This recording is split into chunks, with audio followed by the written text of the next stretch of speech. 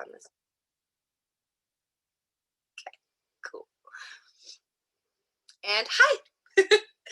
Welcome to Aromatherapy class. This is our very first aromatherapy class. I feel like I've been scheduling them for like a year and we've never actually gotten to have one. So I'm really excited that we finally get to have aromatherapy class. So I'm going to share screens. So because aromatherapy is just one of those things, I like to, or I want to start this class off with asking you what you already know about aromatherapy, what you've heard about aromatherapy, and what kinds of things you've read about aromatherapy, and so on. Because just like astrology and certain other things that kind of have to do with herbal healing like this, there's usually, I guess, astrology isn't herbal healing, but just there are a lot of things that have to do with paganism that people usually end up hearing a lot about in the United States. And aromatherapy is one of those. At least in Colorado, you can walk through the mall and there's like a million different kiosks selling essential oils that are supposed to do a million different things for your sleep and your health. And it's hard to know what kinds of things are actually legitimate, what kinds of things are ancient practices, and that have actually been proven to work. What does proven to work mean in aromatherapy, and kind of all of those things. So I want to start there. What have you heard and what do you know already? I did when you were doing your messenger classes, Alex. I did your, yeah, that was like the first one I joined, was your aromatherapy one. And I already knew some of that stuff because it's one of my favorite things. But yeah, so I'm feeling pretty good about this one. Awesome. I completely forgot that I did this one in a messenger class. Oh my gosh. You had us do like little homework things, so I had to like write it out and message it to you, and yeah. Yes, I actually really like those old messenger classes. I know. Alex. Oh. Oh, hi. Hi. Okay. But yeah, those messenger classes were actually kind of fun. I know they weren't as professional, so I wanted to kind of up the professional of the academy. But those messenger classes were kind of fun. They were fun. They were fun. I'm glad you guys thought so. Maybe we should incorporate those again. I feel like they were also a lot less kind of invasive. Like Zoom is very much like dedicate 2 hours to this class, whereas the messenger ones were kind of like you could do life and the class at the same time. Well, it was nice too because I could kind of swing back through it too if I missed a day. It was a lot easier to just kind of read through and kind of skim on what I missed. Yep. I liked it because it gave me time to kind of type out my thoughts instead of just going for it. That is so good to know, because I got really self-conscious and anxious about the fact that everybody thought that the academy was super unprofessional because of these messenger classes. So it's actually good to know that you guys like them. I might start doing those with the Zoom classes as well, because they were also just more comfortable for me, because I didn't have to like, be on camera and make my words work and all those things. I think if you split it out from like the main channel of the chat room, like our main divinations chat, and had a chat for each class, that would probably be a little easier so people could follow along. That's a really good idea. I like that idea too. Yeah. It's kind of like the Discord thing. Like if more people enjoyed Discord, we could make that really big, but people don't want to get into it. So. Right? I tried so hard. Because like I was in a kind of pagan group on a Discord, and they maybe had 2,000-ish people, and it all worked really well because they were kind of stagnated into different groupings, but they were bitches, and that's why we left. But yeah, that sucks. But we were banned for sticking up for a minor, but Wow. Anyway, back to the topic of aromatherapy. Yeah. I know more of it based on like the soaping and making like bath salts and lotions and that kind of thing. So I know a little bit about like the process of how they get them, like the different distillation methods. And I I don't know much about like health benefits. I know that to me there are a lot of it's just kind of a mental benefit, like certain smells make you feel different ways, and that's kind of where I come from. So, yeah. That's awesome. Thank Also, mint keeps wasps away. you. It does. Yes. We sprayed it all over our balcony because they kept coming and they stopped and we're like, okay. That is awesome. Yes, actually, things I found actually that natural things such as vinegar or mint actually do help with bugs more than the bug spray that you buy at the store. And I don't say that often about a And lot of it things. smells so much better. It does, exactly. Like we get a lot of ants, and I use apple cider vinegar, and it's great. It is so great. Or just straight up white vinegar, and they're gone, and it's awesome. And then my house smells like vinegar, which isn't that great, but it's way better than bug poison. So, As a kid, I used to drink vinegar, so you know. yeah, I It was love vinegar. I love the smell of it. I don't know. I was a weird kid, but No, that's awesome. And it's great. And vinegar, it's natural. And even if like kids, yeah, if kids get a hold of it and decide to drink your cleaning products, then it's vinegar. it's also good for most pets. That's what they have you Yep. clean like sensitive animals with, so. Yes. So yeah, mint is a great one. Eucalyptus has definitely been used and added to a lot of things that help with breathing, such as Vicks when you have a cold, or Vapor Rub, whatever you know it as. Vicks is a brand. Vapor Rub is the actual thing. But it's used to help with asthma in a lot of countries where they don't have access to albuterol. You can use eucalyptus to help with breathing. And as we all know, yeah, vapor rubs for when you're sick or you have a cold. Eucalyptus is known to be able to actually help with that, and it's used in a lot of medication. So cool. So those are the things I just wanted to go over, the things that we kind of knew already.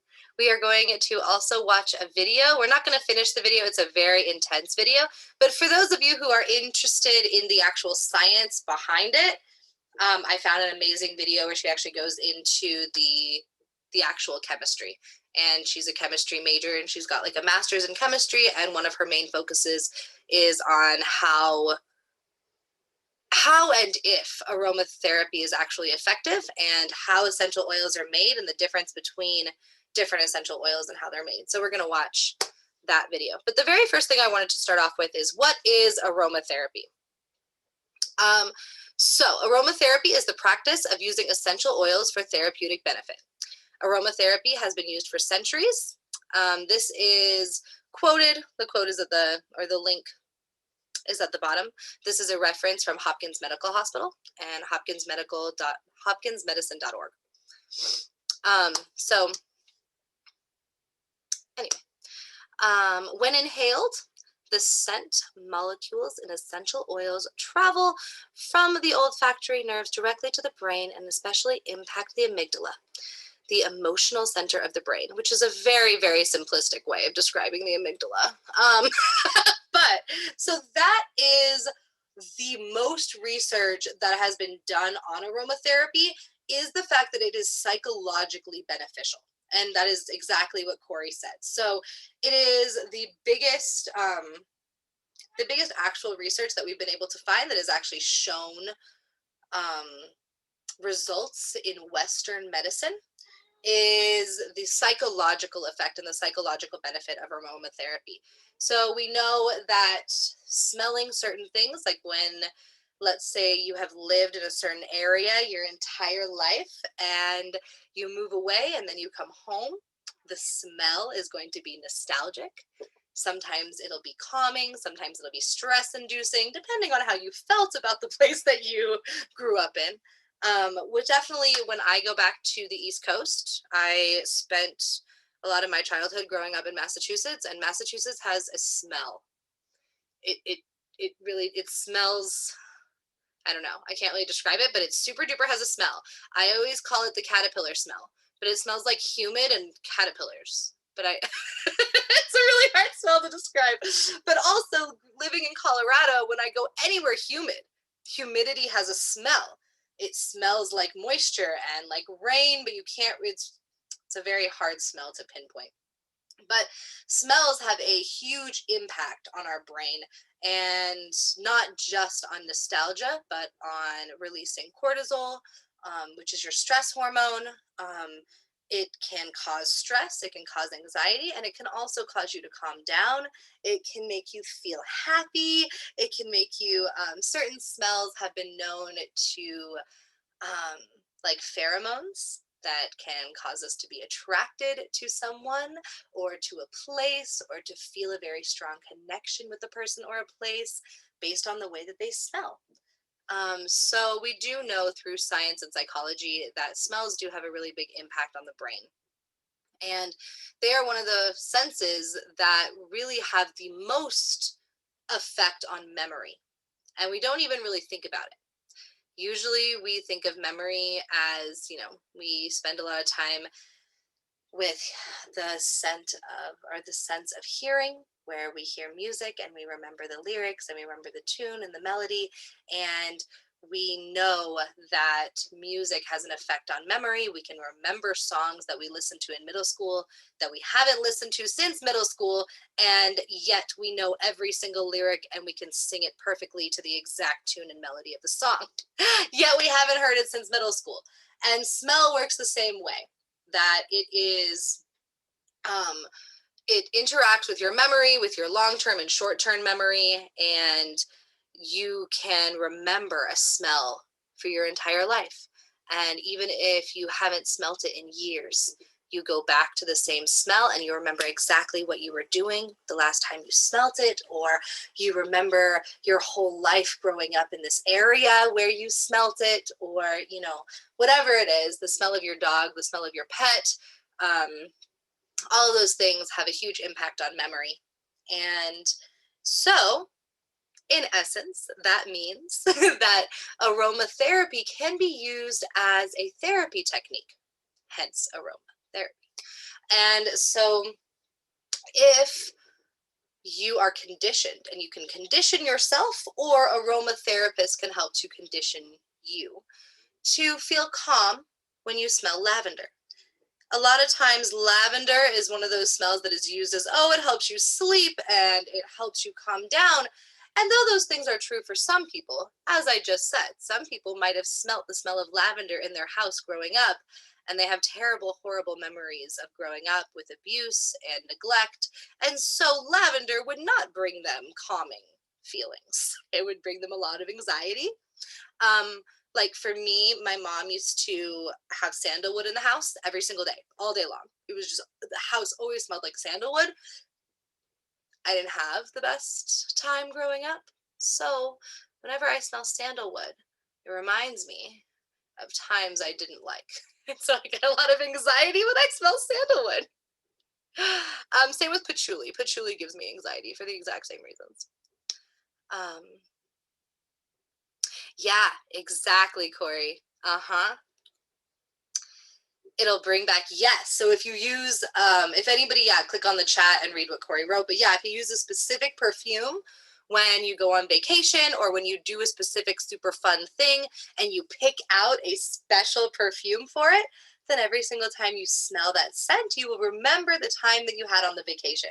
So that's actually a great segue into what we're going to talk about. So that is how you can condition yourself, or an aromatherapist can condition you to reacting and having a positive outcome when it comes to aromatherapy.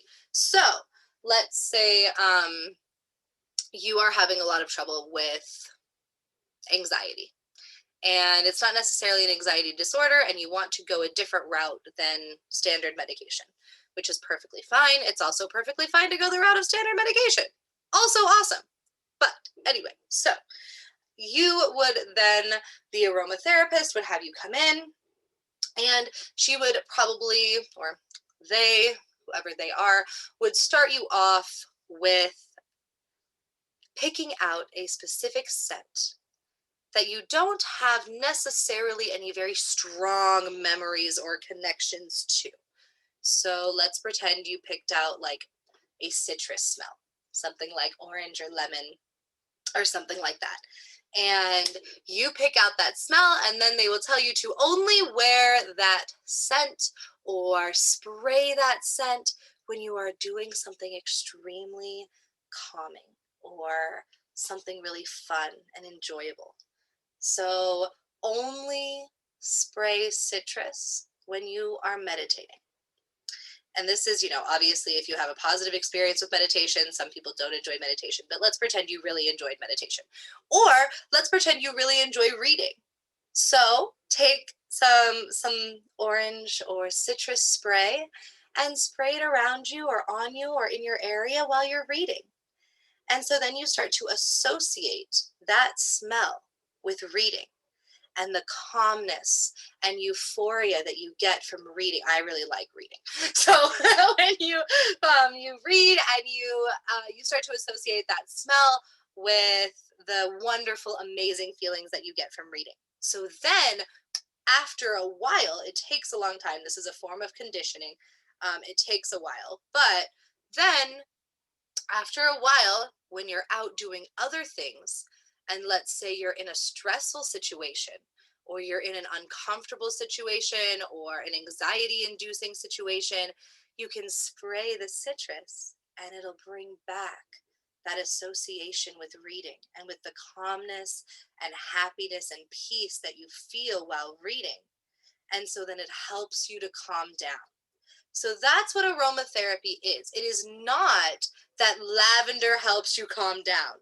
It is that the association with a scent after conditioning will help you to feel calm if you do it in a therapeutic way and in this way of conditioning yourself with using scents. Does that make sense? Does anybody have any questions so far? All good for me. Awesome. Cool. So if we continue, essential oils can also be absorbed by the skin. A massage therapist might add a drop or two of wintergreen to oil to help relax tight muscles during a rub down, or a skincare company may add lavender to bath salts and create a soothing soak. So, where the other side of it, other than the conditioning that we just talked about, the other side of it is also the physical aspect of aromatherapy. So, and these, like I said before, are harder to recreate when doing an experiment for trying to actually create data on something like this. So that is the fact that something like eucalyptus, something like wintergreen, something like peppermint is going to help soothe the muscles. Now, yes, that has been proven to work in many people, but when you actually take a sample size of, a couple million people or a few 100,000, the actual data that you will receive is that usually it will help, soothe the muscles of people who don't already have actual issues with muscle. Like it won't, athletes usually say that just using something like peppermint hasn't ever actually helped their muscles. People who actually have a lot of issues with muscle tightness and with injuries and things like that usually don't report. The data usually doesn't come back that this is actually something that sustainably helps with this. But that doesn't really mean that it's not fun and awesome to use and that it hasn't helped lots of people. It has. So using something like I said, like mint or wintergreen or eucalyptus and massaging it, it does. It has that same feeling as taking vapor rub and rubbing it on your muscles and massaging yourself with it. And yes, for me, it helps immensely. I do that when I'm super sore from work or my feet really hurt. I'll use vapor rub, or I'll use eucalyptus essential oil diluted with coconut oil or with olive oil or with whatever oil that you really want to use. I mean, I wouldn't use something like vegetable oil, but so you dilute it with something like almond oil, something like coconut oil, and it really does, for me, it helps. So that's the physical aspect of aromatherapy, is that the use of essential oils for physical health or mental health. And aromatherapy itself, like the word, um, translates much better to the first thing that we were talking about, because you are actually using the scent, the aroma, to help to heal your mental health or to heal your body. Whereas the second one that we're talking about now is more of just the use of essential oils. And the use of essential oils is still technically called aromatherapy, in many circles and in many spaces. And when people talk about aromatherapy, they're usually talking about both the use of the actual scent as well as just use of essential oils in all of their aspects, or all of their many different uses. So, but technically, aromatherapy is supposed to be used for smelling the scent. So that is another way that you can use essential oils, is for physical ailments, such as giving yourself a massage, or getting a massage, or taking a bath.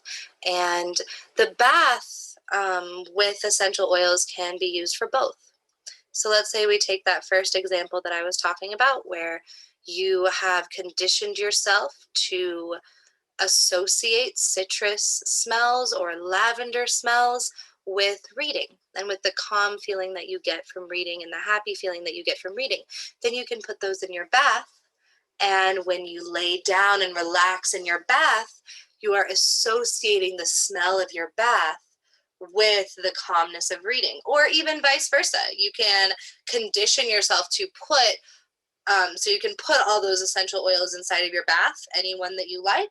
And then when you're out in an anxious or stressful situation, you can spray those smells and remind yourself of a calming bath. So you can condition yourself that way as well, using a bath. Put lavender in your bath, and then after a long time, if every single day that you take a bath you use only lavender, then when you're out in a stressful situation and you spray lavender, you are going to associate it with that calming feeling of being in a bath.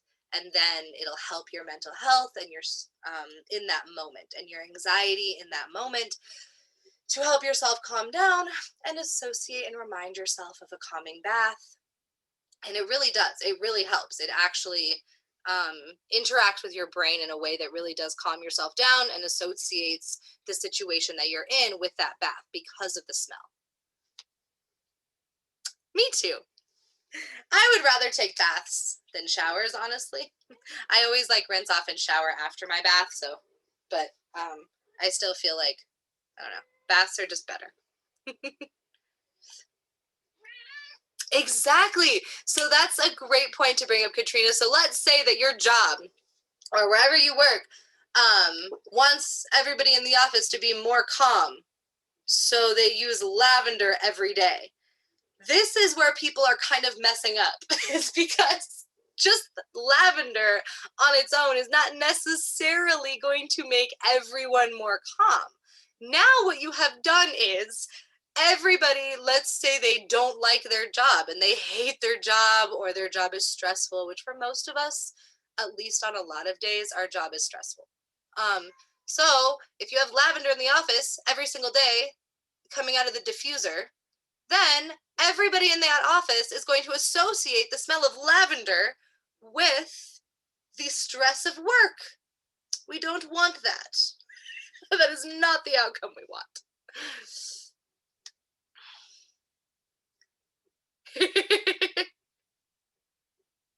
Yeah, exactly. Orange and mint. Yes.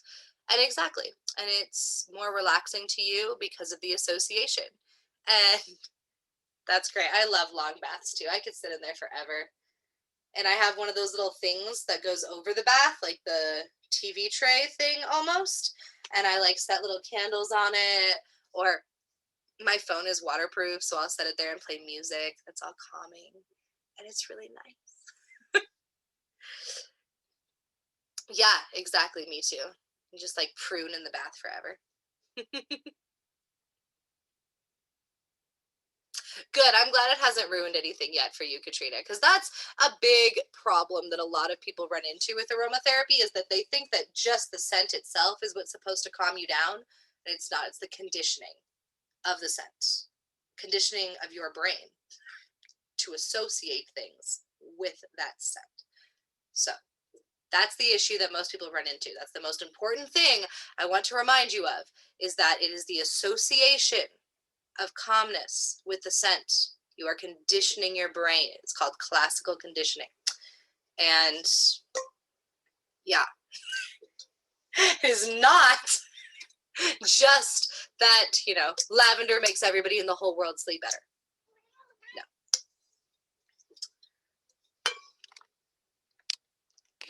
Yeah, exactly. And that's the other thing too. A lot of businesses try and do that, like dentist office. I've had my dentist uses lavender too, and I hate the dentist.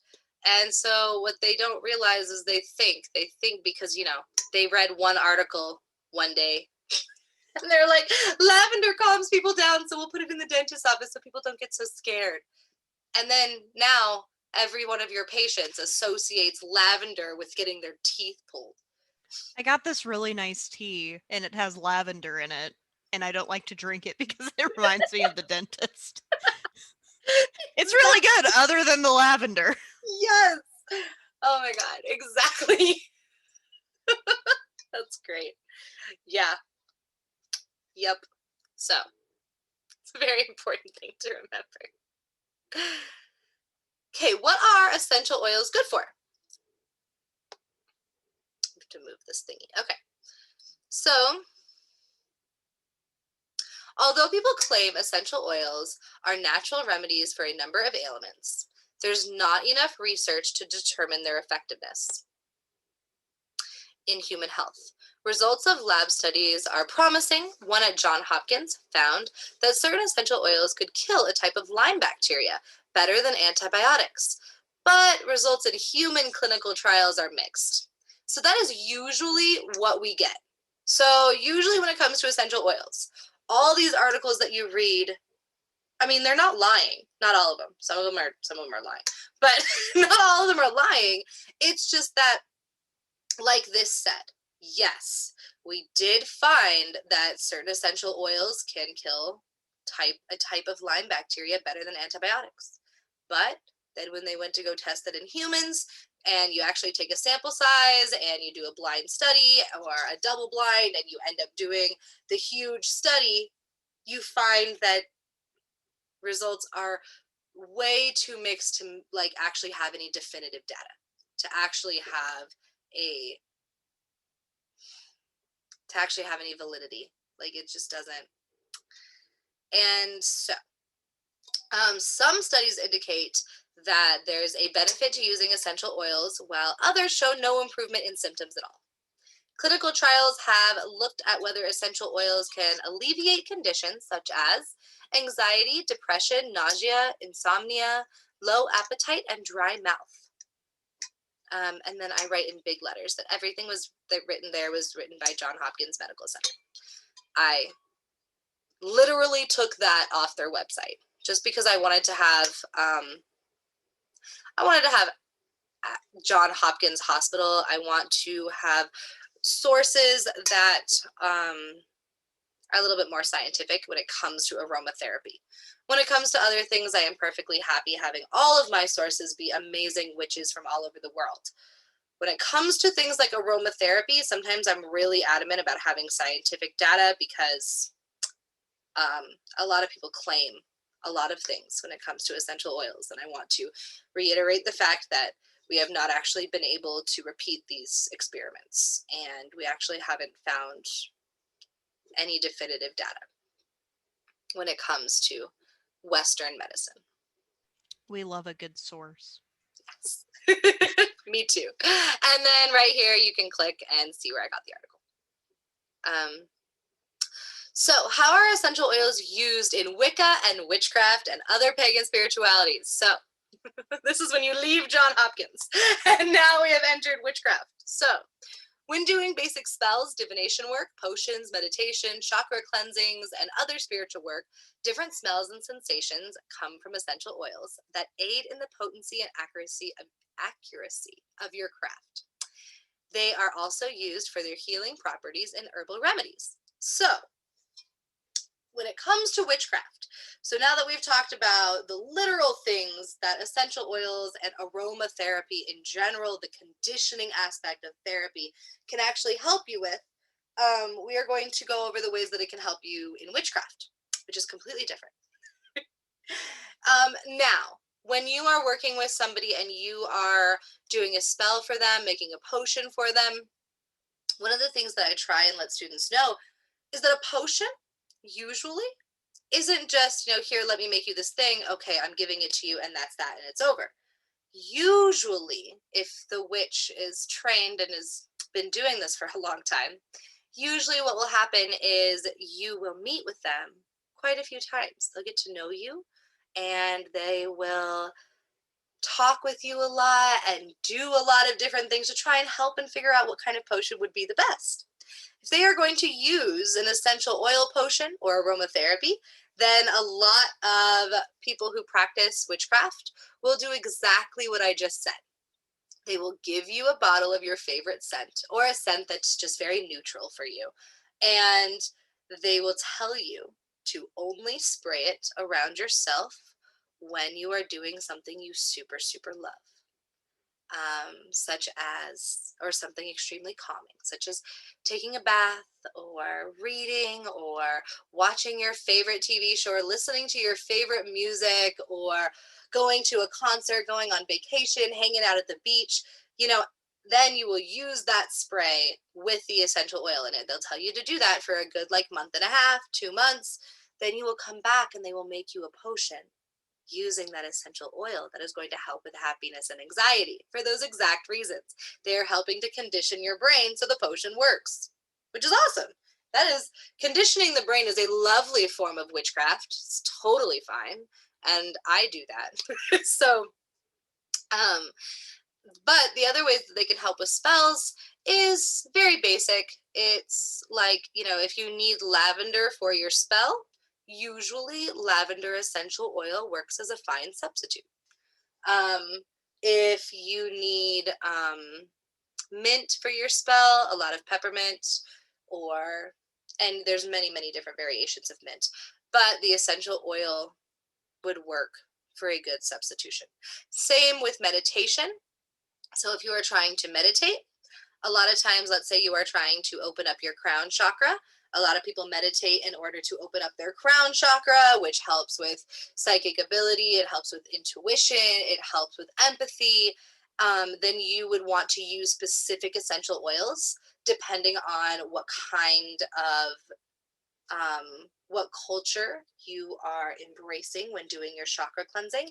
As we know, chakras stem from all over the world. There are East Asian countries that practice chakra work, as well as Middle Eastern countries, as well as India, as well as parts of Europe, and a lot of even North American indigenous tribes use forms of chakra work. It has been found in Africa. So it depends on what type of chakra work you're doing.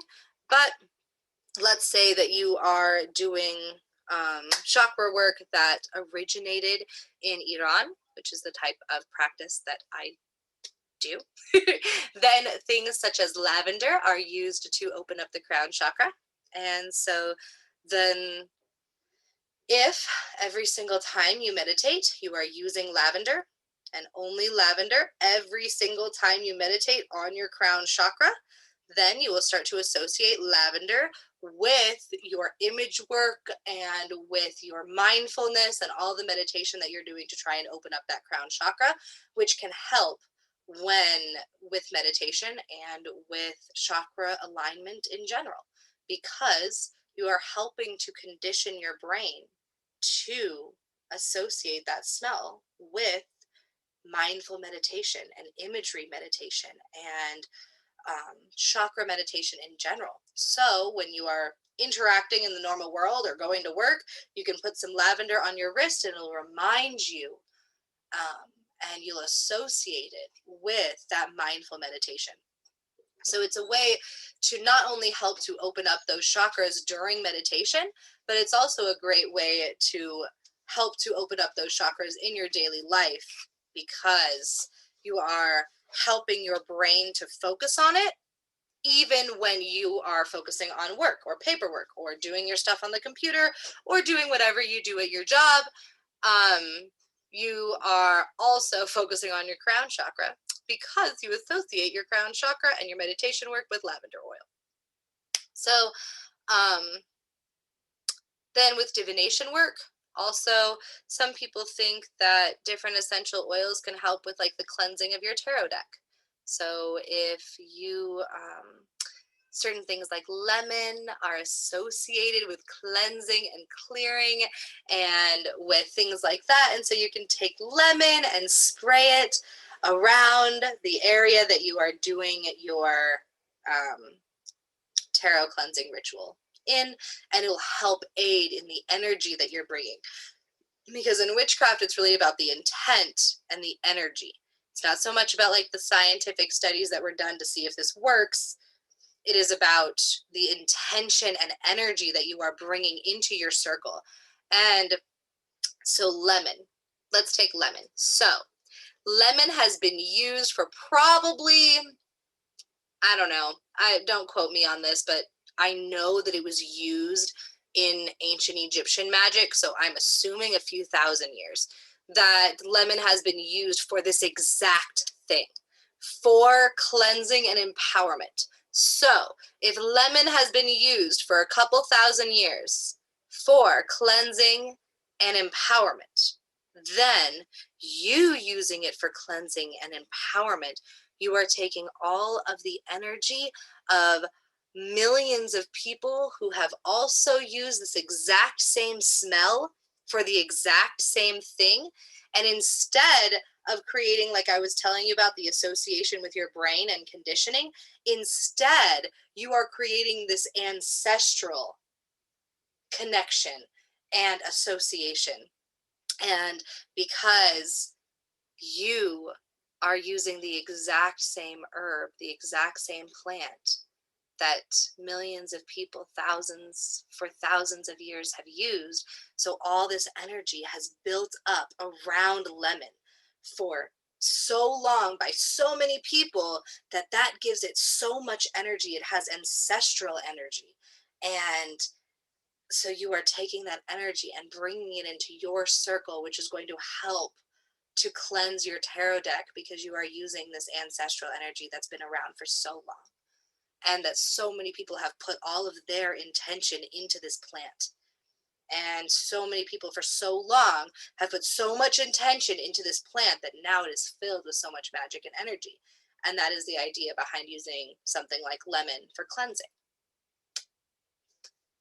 Does anybody have any questions so far?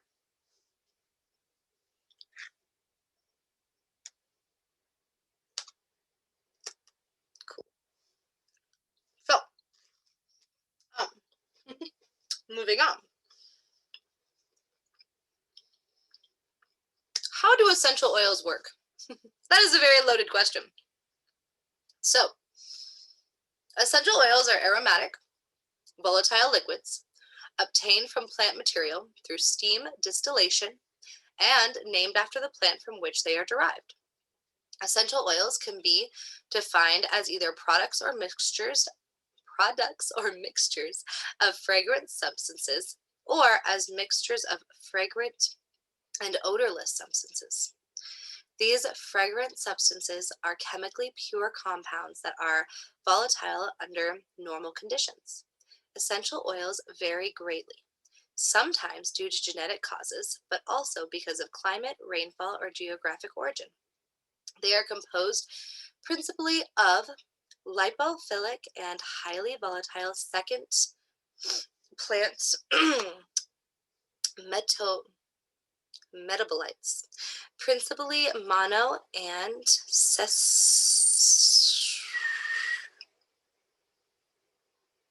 sesquiterpenes.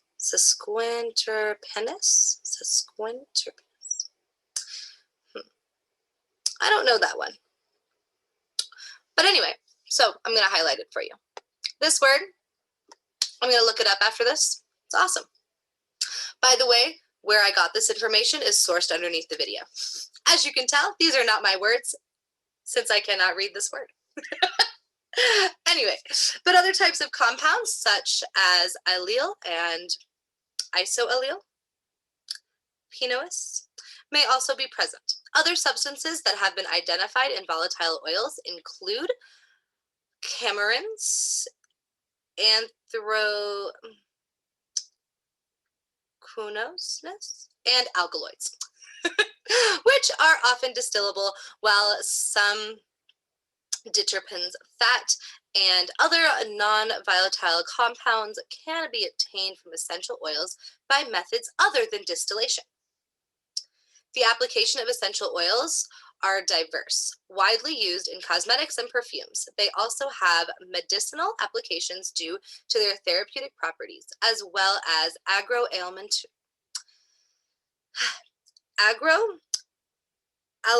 uses because of their antibiotical or antimicrobial and antioxidant effects. Wow. So that was from this lovely website from this beautiful, amazing girl that we are about to watch, who has a master's in chemistry and is absolutely amazing. I know, right? For real. And like half of my degree is also in chemistry, so that was a little embarrassing. But so I really should know how to pronounce some of those words. I feel kind of dumb that I don't know those. Anyway, she's amazing. And I can't wait for you guys to see her video. Thank you. I'm going to check real quick how long are you? Hey guys, my name is Kenna. What time is it? You know what? I think we have 19 minutes. Let me know. Put into the chat if this is because, okay, I'm about to warn you right now, this is deep. That paragraph that I just read you is like kindergarten compared to what this girl is about to go off on right now. And I love it. And you should follow her and you should look up all the words that she is saying because she is brilliant. And if you really want to grasp and understand aromatherapy on a level higher than, I use aromatherapy every day. I use it in my witchcraft. I use it in my daily life. I use it to condition my brain for depression and anxiety. And I still don't understand half of the things she is saying. And I look up so many of the words that she talks about and so many of the things that she says because it's important. And I love chemistry. And I feel like, if you want to, look up a lot of the stuff she says. She's about to get real deep. But I love to discuss and talk about the actual science behind how these things work and the distillation process and all these things. It's something that I really enjoy. And I want to bring you the scientific aspect because I feel like the internet itself is flooded with the witchcraft aspect that has no scholarly information behind it. When yet, the people who were coming up with aromatherapy 1,000 years ago, 2,000 years ago, from East Asia, from the Middle East, from indigenous cultures, they all did have data surrounding this and behind it. They did. We have found records of the alchemists that have incredible data that they have copied from this. It's not just supposed to be pure intuition. It is also supposed to have a basis in alchemy and in chemistry and all those things. So this aspect of it is very important. And it has been very important for thousands of years. Yay. All right, here we go. And welcome back to my YouTube channel. Today's video is going to be the first of many videos on essential oils. So I'm going to be doing a series covering everything that you need to know about essential oils. And today's video, I'm going to be covering all of the chemical constituents that make up essential oils. So I'm going to be covering the different hydrocarbon groups as well as the different functional groups and just giving you a lot of examples and also talking about skin sensitivity and toxicity of different functional groups. So if you're curious to learn more about essential oil composition and chemistry, then just keep watching.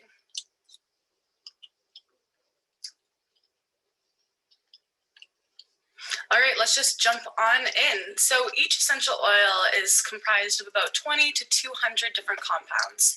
And a lot of these compounds are actually present at a concentration of less than 1%. So that means that there is a ton of chemical compounds in an essential oil composition that are present in extremely low amounts or trace amounts, but they still do have an effect on the overall therapeutic benefits or aroma of that essential oil. Essential oils are fairly volatile, which means that they will evaporate freely at room temperature, and they are lipid soluble, so they will dissolve in oils and fats, and some essential oils are slightly water soluble as well, depending on their chemical composition. So most essential oils are produced through a process called steam distillation, where essentially you have boiling water in a bottom flask, you have plant material in a middle flask, and essentially the steam goes through that plant material, it collects the volatile oils, and then as that steam condenses and cools down, the water separates out from the oils, and that's how you get both a floral water product or hydrosol, and then the essential oils, which is the lipid soluble portion. Citrus oils are often produced in a process called cold pressing. So essentially the rinds and the peels of citrus fruits will be pressed to actually get out the essential oils. They can't really be steam distilled because it actually damages the oils and you end up with a very different product than what was originally in the plant. So citrus oils are ones that are always cold pressed. So some oils are also extracted using solvents to make different types of extracts called concretes, absolutes, resinoids, and they're a fairly new extract to the industry is carbon dioxide extracts, CO2 extracts. And these ones are pretty interesting because they tend to resemble the aroma and the flavor of the plant a little bit more closely than the steam distillation process, but there's way less information on the therapeutic benefits and toxicology surrounding carbon dioxide extracted essential oils. So there is a lot of variation between essential oils, even from the same plant species. And this really depends on the environment that they were grown, the growing conditions, the harvesting and distillation practices and processes, as well as genetic variation. So there is a lot of different cultivars of different plants, and this can produce very different essential oil products. So two big things that often happen with essential oils is one, contamination. So essential oils can be contaminated by biocides, which end up in the finished product, and this can lead to higher toxicity or higher skin sensitization, as well as adulteration. So it could be aromatic or non-aromatic ingredients that are added to an essential oil to essentially increase the volume and therefore increasing the profit for that manufacturer. And again, adulteration does also increase risk of toxicity and skin sensitization because all of a sudden you're not really sure what makes up that essential oil. There was other things added to it to kind of bulk it up. A lot of essential oils are also very sensitive to breaking down through oxidation and other chemical breakdown processes when they're exposed to heat, light, moisture, and oxygen. Okay, so now let's jump on into the chemistry and chemical composition of essential oils. So I'm going to be covering the backbones of essential oils, and then I'm going to go into the functional groups of essential oils, and I will explain what the difference between those two are. So all essential oils are composed of hydrocarbon backbones, and what this means is it is just composed of carbon and hydrogen atoms. So you can have alkanes, where every carbon-carbon bond is a single bond. You can also have alkenes, where there's at least one double bonded carbon. And then it's not very often that you have alkynes in essential oils, but it does happen sometimes. And that is where you have one or more triple bonded carbons. So these hydrocarbons can either be in a straight chain or they can be in a ring. And there is what we call aromatic hydrocarbon rings. The most basic one is a benzene ring, and I will insert an image here.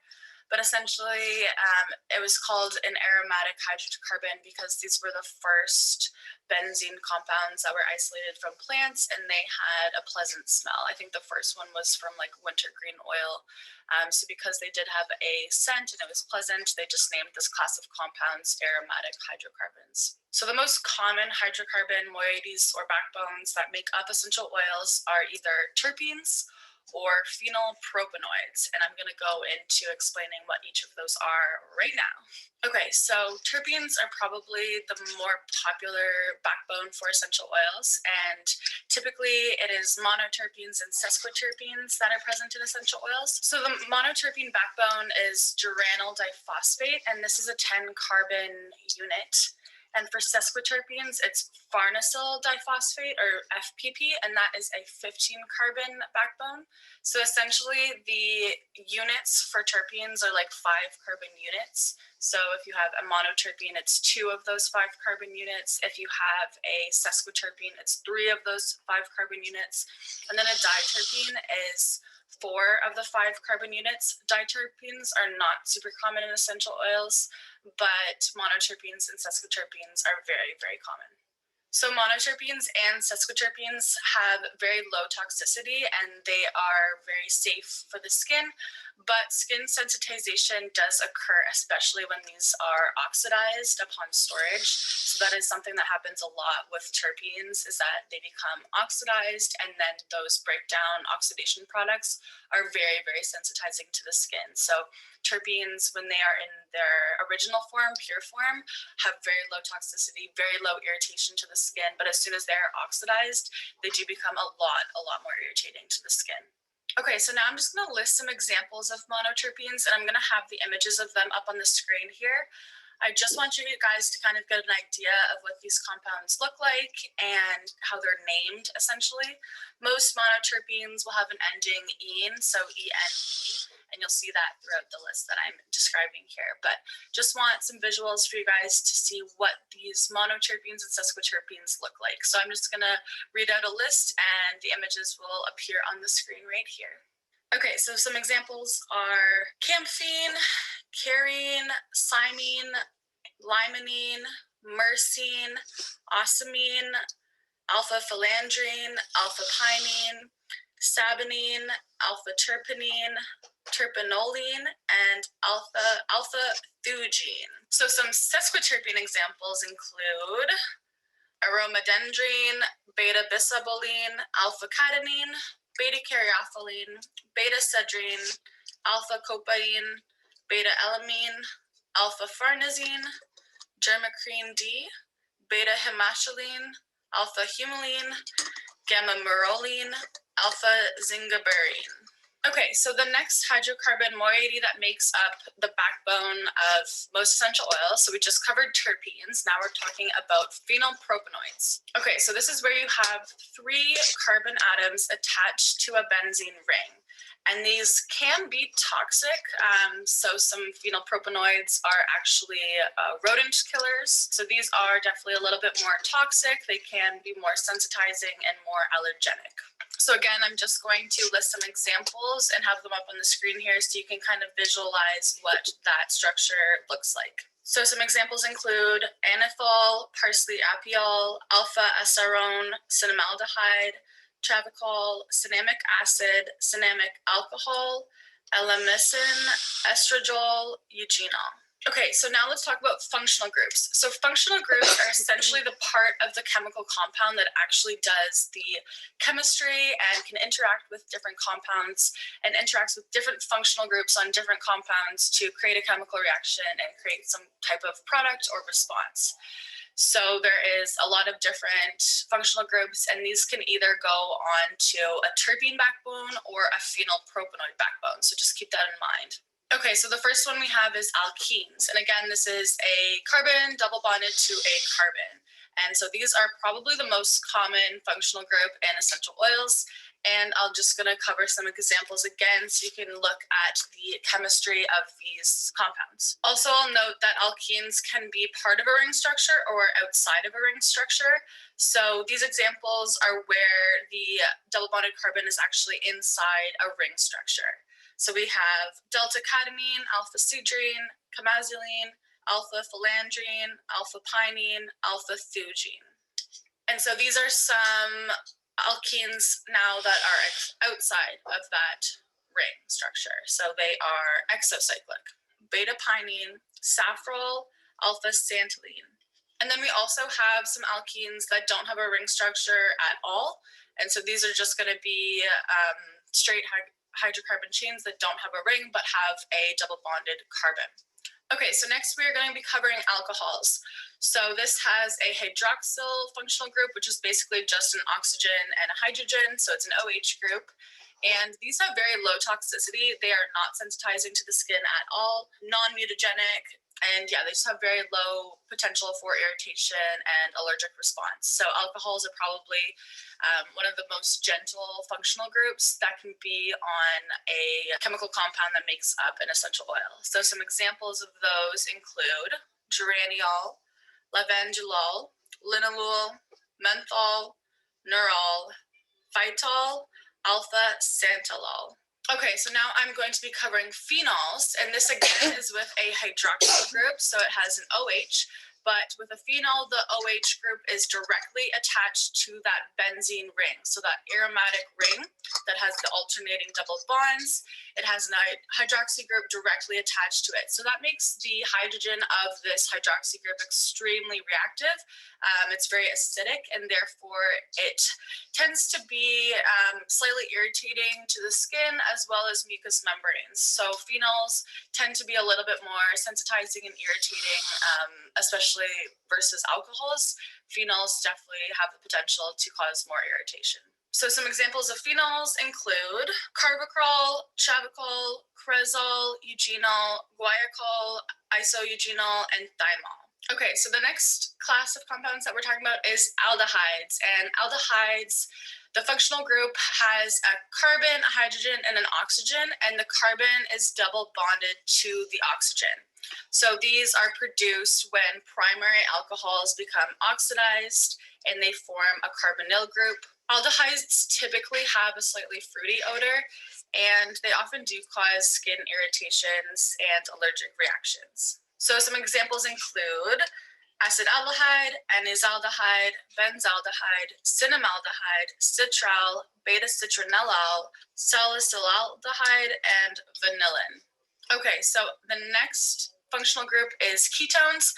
This is also a carbonyl-containing functional group, but the carbon that is double bonded to the oxygen is part of a ring structure. These can be produced by the oxidation of secondary alcohols, and they do have the potential for some toxicities. So for example, bicyclic terpenes are often central nervous system stimulators, and they can be neurotoxic. But more often than not, ketones are actually not metabolized in the body at all, and they're just excreted in your urine. So a lot of them we can't even process or break down, and they just get excreted in the urine. So some examples of ketones include artemisia ketone, camphor, carvone, thymoquinone. Okay, so the next functional group I'm talking about is carboxylic acids. And a carboxylic acid is essentially when you have a carbon double bonded to an oxygen, and that carbon is also bonded to a hydroxy group. And these are produced by oxidizing aldehyde groups. So when they undergo oxidation, they become carboxylic acids. Now, carboxylic acids are very reactive, and they're not often found in essential oils, but there is still a few that are found naturally in essential oils. And these include benzoic acid, phenylacetic acid, and valerianic acid. Okay, and the last carbonyl-containing functional group is carboxylic esters. Now, these are formed when you have a terpene alcohol. So remember, it has that OH functional group, and you bond that, and it reacts with a carboxylic acid. So now all of a sudden, those kind of join at those oxygens, and you get this ester product. Now, these generally have a sweet and fruity odor. So for example, in bergamot, you'll have linalool that reacts with a carboxylic acid to produce linalool acetate, which is a carboxylic ester. Again, in peppermint, you have menthol that will react with a carboxylic acid to produce menthol acetate, which is again a carboxylic ester. Okay, I was wrong. There's actually one more carbonyl-containing functional group, and that is lactones. So lactones are cyclic esters. So essentially that ester functional group. So carbon double bonded to an oxygen that is bonded to an oxygen that is then bonded to a hydrocarbon chain. So that whole thing is in a ring. And specifically, sesquiterpene lactones are very sensitizing to the skin and are often huge irritants when they are put on the skin or mucous membranes. So some examples of lactones include coumarin, dihydrocostislactone, masoiolactone, pentadecanolide. All right, now let's talk about ethers. So ethers are when you have a carbon that is bonded to an oxygen that is bonded to another carbon. So when it's in just a straight chain, it's called an ether. When it's in a ring structure, it's called an oxide. So some ethers include myristicin, safrole, and then some oxides include linalool oxide A and sclereol oxide. Okay, so all the functional groups that I just mentioned are more common, and now I'm going to talk about some ones that are really not that common, but they do exist, so they are worth mentioning. So the next class is peroxides. So essentially, a peroxide is when you have two oxygens bonded together between two carbon atoms. So they don't exist very often in essential oils. The one example that I do have is ascaridol found in wormseed oil, and it is extremely toxic. Okay, so the next class is furans, and this is where you have an oxygen that is part of a 5-member ring. There, again, is not many of these found in essential oils, but menthofuran is found in a lot of mint oils. So that is one furan functional group. Now, the next class I'm talking about is furanocoumarins, and these are often phototoxic. So bercaptan is a big one that is found in citrus oils, and it is the reason why citrus oils are often extremely phototoxic. Okay, and now we're getting to the very, very rare functional groups. So the first one I'm going to talk about is sulfur-containing compounds. Now, these typically don't have the same backbone as other essential oils, so they don't have that terpenoid or the phenylpropanoid backbone. They typically just have their own type of structure, which is a little bit different. Oh, and I will say that sulfur compounds are extremely reactive, so they also have a very pungent odor that's often not super pleasant. So some examples include dipropyl disulfide and dimethyl disulfide. All right, second and last functional group is nitrogen-containing compounds. The most popular example is indole, and this is often found in jasmine absolute and some other floral absolutes as well, but there is not a lot of nitrogen-containing chemical constituents of essential oils. Indole is kind of the main example.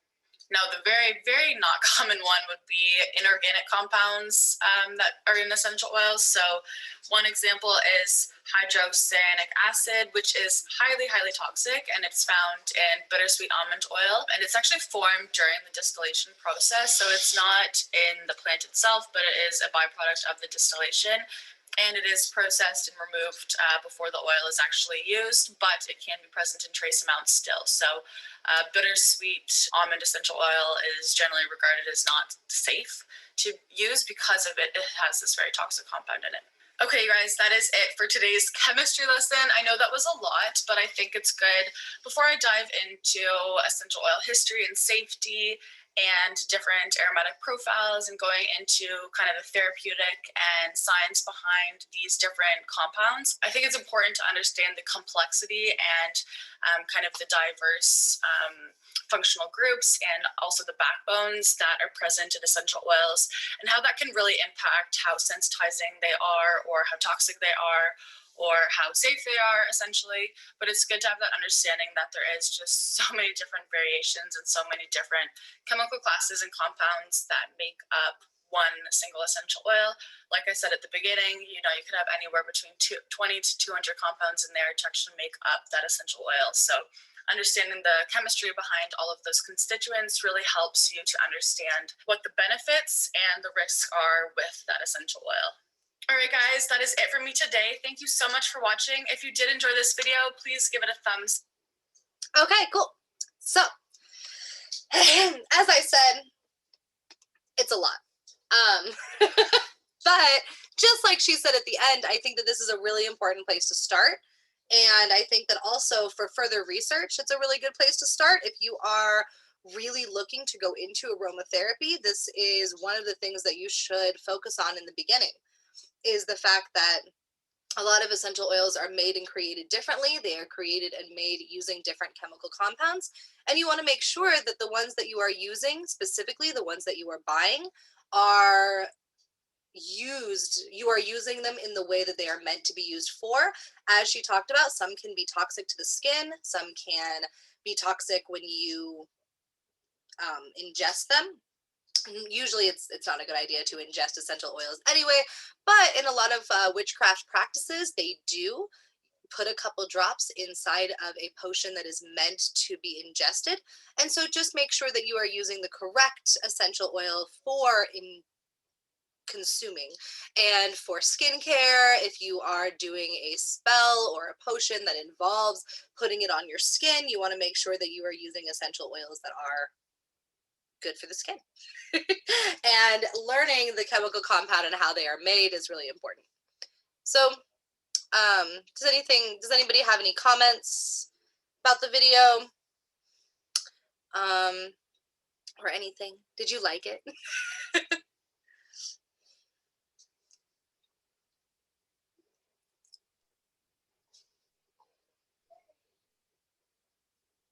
Yeah, I agree. It is super interesting, like so many different things that she said, because number one, I do understand quite a bit of chemistry. And so it was really interesting because these were a lot of the things that, especially growing up as a witch, I didn't learn. I learned a lot of, how can lavender be used magically for X, Y, and Z, and how to make lavender soap, and how to make all the different things that you can create using lavender essential oils. But I never actually learned the chemical compound and how they are actually, what they are at a chemical level, and what they are at an atomic level, and all those things. And so it's really important to learn about like she said, learn about the backbone of what you're using. And even if you're using it, even if you're using it for just smell purposes, there are a lot of essential oils that are specifically created and made for just the smell to be extremely potent. And there are some that are made to help the skin and to to basically take from the plant the essential nutrients that would be good for your skin. And then there are some that are meant to be smelled and only smelled. And then there are some that are meant to be ingested. There are some that are poisonous and toxic. Some are used for pest removal and lots of other things. So I'm glad you thought so. Good. I'm glad you thought. I love her. If you're looking for somebody who creates amazing, accurate videos on aromatherapy and on essential oils, her channel is incredible. She has tons and tons and tons of videos that go over the history of essential oils, as well as the use and the chemistry and everything that you could ever possibly want to know about essential oils. Her channel is fantastic. So yes, and you can go to the website, and this video is up on the website. That's where I am, by the way, right now. This is the website. All this information is already up on the website for you to use and study. So the next thing that I wanted to discuss and talk about before we get to our next thing is, is not on this page. This is just something I'm going to talk about. The other thing that I feel is really important is not only the chemical makeup of them and the toxicity of them and whether or not they're good for your skin or for your hair or for ingesting and all those things, is also the ethics behind it as well. And so that is something that we are going to talk about. When you order essential oils online, or even just, buy them at Walmart, a lot of essential oils are, obviously they are made from plants and organic compounds. So the way that we harvest, the way that we use the land, if you are using this, especially if you're using this for witchcraft, you have to remember that a huge aspect of witchcraft is not only, a huge aspect of like my morality is ethics, and the ethics of harvesting, and the ethics of who harvested it, and where it comes from, and all of those things is very important. But also in witchcraft, that is going to affect the energy that you are getting from the essential oil. So if you are buying your products from somebody or from a company that exploits people, a company that is known for over harvesting the land, for mistreating the land, for exploiting people, exploiting the land, not paying their employees, like, It's the same thing that we talk about in our crystal class, where it's very important to know where your crystals are mined from, where your crystals are from, who mined them, what company is, is the company exploiting their workers? Are they taking care of the land? And are people getting paid to do this? If they are getting paid, then what type of exploitation is happening?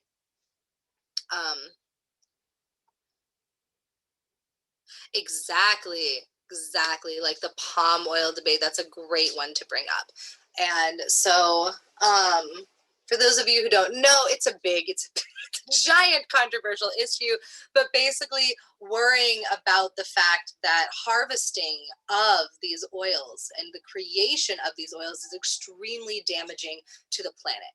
Not only the way that we harvest it, but the factories that they are harvested in and the waste products that are produced from manufacturing. So you want to know which company you're getting these from, know what they do with their waste, know what they do to their employees, know what they do to the land, know how it's harvested, know what animals are being harmed in the process of the harvesting of the plant to create these things, because that's one of the big issues with palm oil, and knowing where you're getting your products from. If you want, obviously, as we know, it is extremely difficult. Oh, I bet is a huge debate in the soap community. I bet. Yeah. So, obviously, no matter where you get it from, there is going to be some form of damage to the land. If you are getting it, like, let's say, from an aromatherapy or essential oil company that creates millions and millions and millions of products every single day, you are going to have a factory, and that factory is going to pollute the earth, and that factory is going to dump waste somewhere. And that company there's always, if it's a factory made item, it is always going to have an effect and a footprint. It is always going to have some effect on the environment, some effect on people. If you are buying them from Amazon, for example, for those of you that don't know, Jeff Bezos is an evil person. I'm just kidding. That's a debate. It's a whole thing. It's controversial. But yeah. So, but we want to know those types of things. You want to know, is the company that you're getting your essential oils from run by Satan? Then you might want to recontemplate where you get your essential oils from. If the company that you are using is, doing horrible things to the rainforest, is harvesting these things from places that they shouldn't be harvesting from, because there's a lot of protected indigenous land. Are they getting it from protected indigenous land? Are they getting it from rainforest environments where we aren't supposed to be over harvesting? Are they destroying animal habitats in the process of this? And it's really important. So you want to make sure you know where you're getting it. But like I said, since no matter where you get it, it's probably going to be created in a factory. There's also the option of distilling yourself, growing the plant yourself, distilling it yourself. Oh yes, what's your good example? Please tell me. So the whole palm oil thing, it's very interesting because you have that part where it is, everybody knows that palm oil is destroying orangutans' habitats, right? That's one of the major things. Like, they don't pay people well, they destroy rainforests and stuff. But people are just going, oh, well, stop buying any product that has palm oil in it. And because of that, palm oil is one of the most productive oils that we can produce. So in measure, like compared to olive oil, it makes so much more oil. So if you would get rid of all palm oil production, other companies with other types of oil would be destroying other habitats. And they're doing things like the RSPO, which is the Rainforest Certified Palm Oil Industry, which is paying people well. They're not destroying any additional forests, anything like that. But because of people just going through and saying don't buy anything with it, then they can't get enough traction to actually do anything good. So gets to the point where, yes, you could be having a product that you're purchasing and it's going to affect someone somewhere because there's not a good answer to it because of capitalism. Yep. It's so true. Exactly. No matter like for me, a great example that I I struggle with so many things in ethics, you guys, but so I don't drink milk. Nor it's I just grew up that way. My parents didn't drink milk. I didn't like suddenly stop eating dairy. Like, but I don't drink milk because I grew up not drinking milk and my whole family doesn't drink milk. It was just something that I grew up with. But I can't figure out which milk to buy because almonds and the over harvesting and over farming of the land for almonds is terrible. Oh my god. Yeah. Oats have Yep. the Yep. Exactly. It's a problem.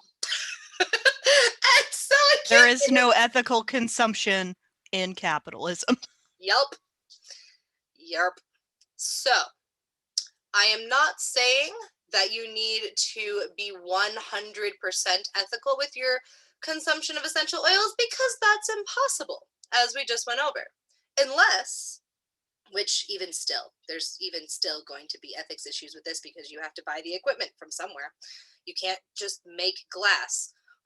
I mean, you could, but it'd be a whole thing.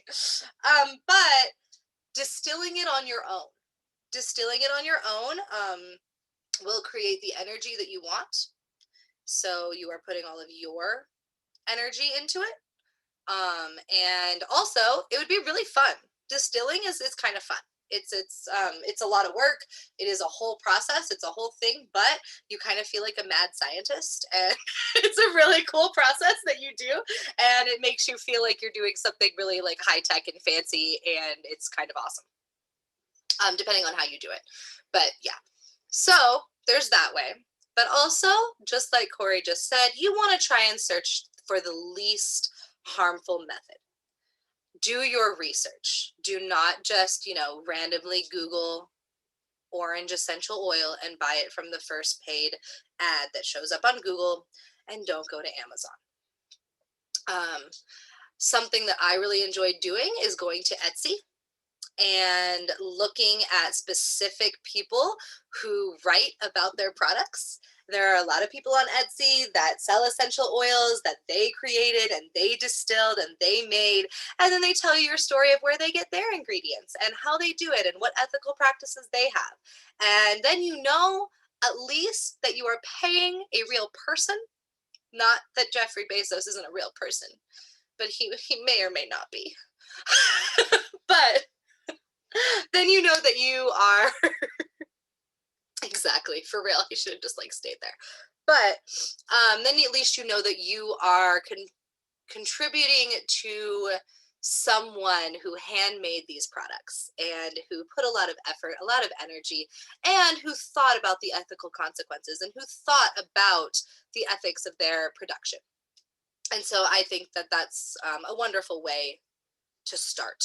And then you can do your own research. And but ethical consumption is important anyway, no matter what, but especially for witchcraft, because the energy put into your work is important. Plus, as witches, or whatever you would like to call yourself, we are people who are supposed to love and protect the environment and the land. And that's a big statement. That is a very large statement. It doesn't just mean, grow plants and be a vegetarian at all. It is a huge statement that talks about respect for indigenous culture, respect of all humans and land and the earth that we live on. And it's a very big, large, loaded statement with a whole bunch of controversial issues surrounding it. And so it's something you should think about in your craft always. No one is ever going to be perfect, and don't feel horrible if you're not. It's fine, but it's something that should be on your mind. It is something that you should be thinking about, is ethical consumption. Oh, cool. Awesome. Thank you. Mountain rose herbs. That's good to know. Yeah, there's also a lot of little private places online that you can go like that, where you can look up and they have their whole story of what they do to make sure that they practice ethical consumption. And that is probably one of the easiest ways to go about it, is to look up somebody else that cares about ethical consumption, somebody else that's done their research, somebody else that's really feels strongly about it, and buy from them. And, you know, make sure that they're telling the truth. There's ways to look up and source the things that they're talking about. But yeah, thank you, Corey, for that source. That's awesome. So this is a quote right here from Teresa Mori. She is one of my favorite authors in witchcraft, and this is from her book. It says, "What is aromatherapy? Aromatherapy Aromatherapy is the use of therapeutic oils extracted from natural plant matter in order to encourage good health, equilibrium, and well-being. The essential oils that are used in aromatherapy are truly holistic in that they have a powerful and positive effect on mind, body, and spirit. To use these essential oils well, it is necessary to take time to understand a little of the essence of the person you are choosing them for." So that's exactly what I was talking about. When you make a potion for somebody, you make an essential, you are giving them an essential oil, you are working with them on aromatherapy. You don't just, meet once and give them something. You are working on helping them condition their brain. That is like the whole thing we've been talking about. You are working on helping them to condition their brain. So you have to meet with them and talk to them and get to know them and all those things, whether you are using the oils for yourself or for another. So you want to get to know yourself when you are conditioning your own brain, or for your client and get to know them when you are helping to try and condition their brain.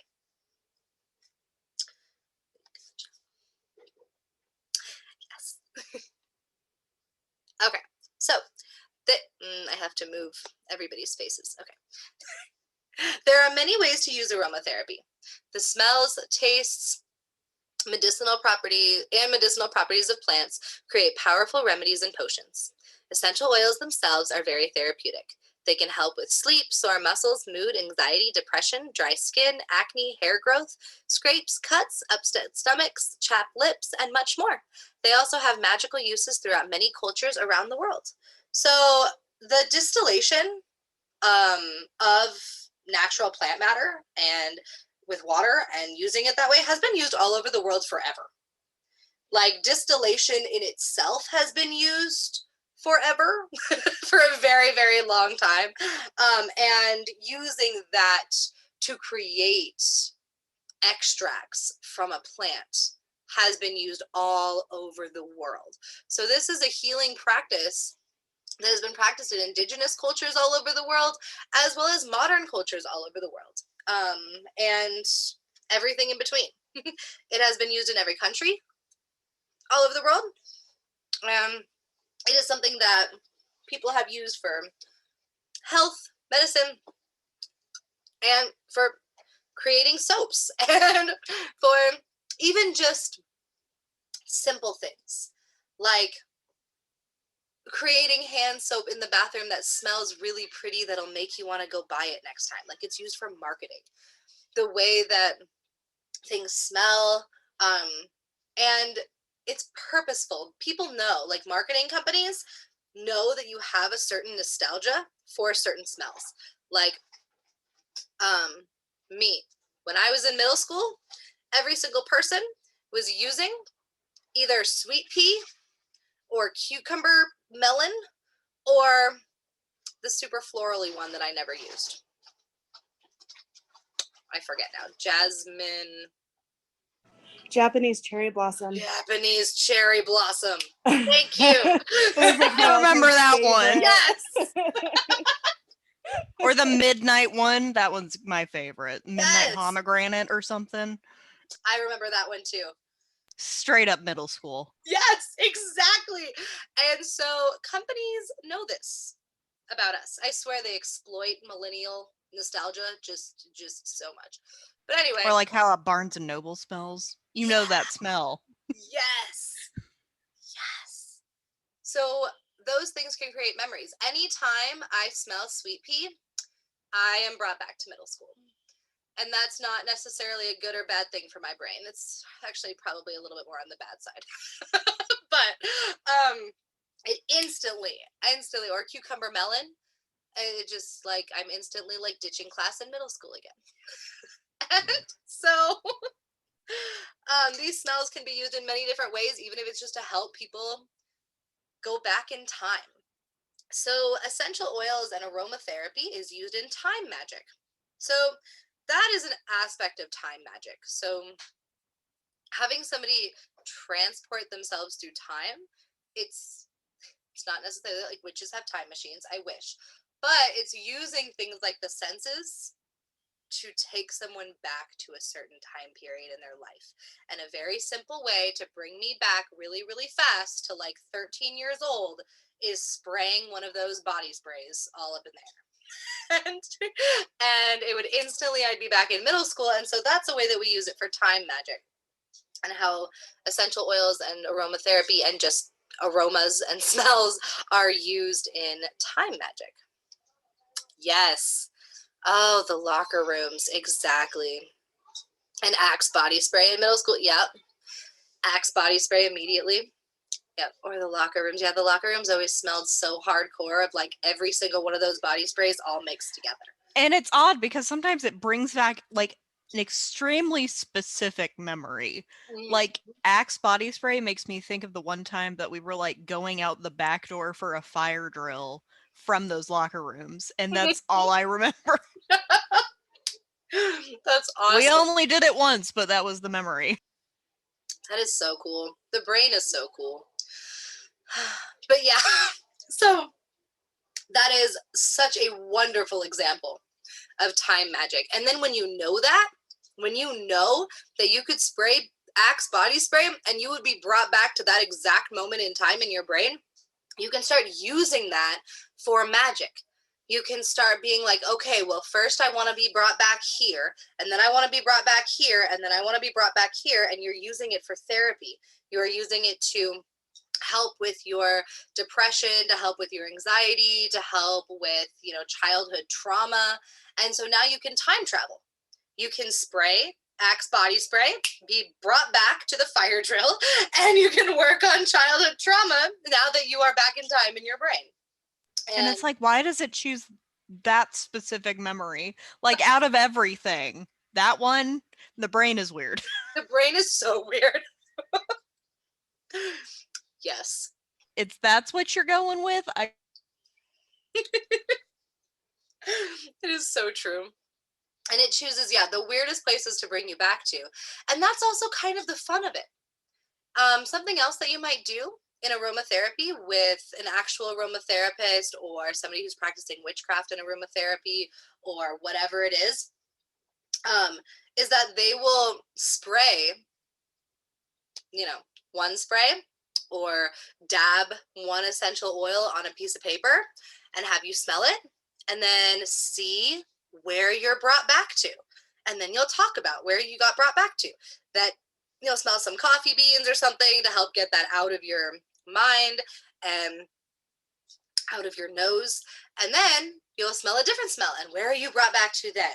And then you'll do that with like 19 different smells, and that'll be your therapy session, is just discussing and talking about the different places you were brought back to, and then telling like a 30-minute story about who you were at that time, because all of a sudden so many memories come flooding back when you smell that smell. And so now you have tons to talk about. And like, yes, it brought you back to the locker room, but now you like have a story about this one time in the locker room when, Casey pulled your pants down or like whatever it is. Now you'll do that over and over and over again with a bunch of different smells. And suddenly you have an entire story and you have a whole therapy session that you just did. And it was all just based on the time periods that you got brought back to because of smell and because of these certain essential oils and smells in general, which is so cool. All right. Does anybody have any questions about that or about anything?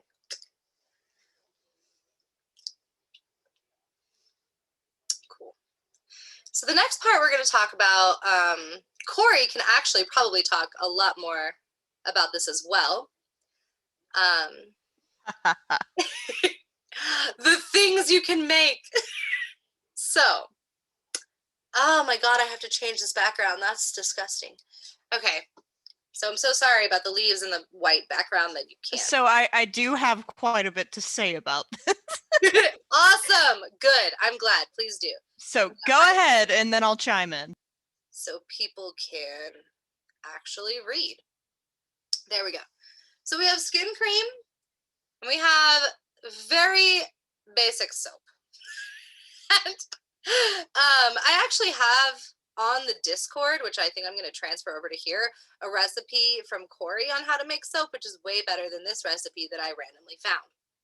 I don't make soap. This was me scanning the internet. I don't know how to make soap. I make a lot of other things with essential oils that I am going to talk about, but this was just the really cool image that I found on Google that I put on the website because the other recipes were very long and it was hard to fit them all on on the webpage. So that's why this is here. Anyway, so basically skin cream and soap are some of the most known and common ways to use aromatherapy every single day and all day long. Yes, body spray as well. But body spray, when it comes to essential oils, is basically just taking the oil and putting it on your skin, or mixing it like 2 drops inside water, shaking it up in a little container and spraying it on your body. Usually you don't actually sit there and create a perfume. That is a lot more work. It's a lot more effort. It involves alcohol. It's a whole thing. I also don't do that. I create body sprays by taking essential oil and dripping them into water and putting them in a spray bottle and shaking it and spraying it on my hair. That's how I do it. So you can do it in super, super easy ways like I do. I have never been patient enough to create things like this. And so I do the super simple way. So I'm going to teach you some of the super simple things you can do. But these are some of the less simple things that you can do.